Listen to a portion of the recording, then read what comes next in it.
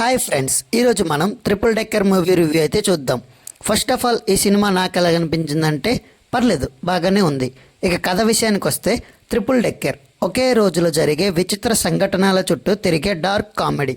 ప్రమాదకరమైన ప్లాన్తో ఉన్న ఒక జంట, తమకంటూ మరో లక్ష్యంతో ఉన్న ఓ అపరిచిత మహిళ, వీరి జీవితాలు అనుకోకుండా ఒకదానితో ఒకటి ముడిపడతాయి. దాచిన రహస్యాలు, అపార్థాలు, వరుస ట్విస్టులు కలిసి కథను గందరగోళంగా కానీ ఆసక్తికరంగా ముందుకు తీసుకెళ్తాయి. ఇక మూవీ ప్లస్ పాయింట్స్కి వచ్చేస్తే కథలో కొత్తదనం, అనూహ్య ట్విస్టులు, డార్క్ కామెడీ సన్నివేశాలు బాగా వర్కౌట్ అయ్యాయి. నటీనటుల సహజమైన నటన సినిమాకు బలం. బ్యాక్గ్రౌండ్ స్కోర్, సినిమాటోగ్రఫీ, కథ మూడుకు తగ్గట్టుగా ఉన్నాయి. మైనస్ పాయింట్స్: ప్రారంభంలో కథ కొంచెం నెమ్మదిగా అనిపించవచ్చు. డార్క్ కామెడీ శైలి అందరికీ నచ్చకపోవచ్చు. కొన్ని పాత్రల నేపథ్యాన్ని ఇంకా లోతుగా చూపించుంటే బాగుండేది. ఇక ఈ మూవీ ఎవరికి నచ్చుతుందంటే డార్క్ కామెడీ, క్రైమ్ కామెడీ, ట్విస్టులతో కూడిన చిన్న సినిమాలను ఇష్టపడేవారికి. మాస్ కమర్షియల్ యాక్షన్ లేదా భారీ ఎంటర్టైనర్ ఆశిస్తే మాత్రం ఈ సినిమా అంతగా నచ్చకపోవచ్చు.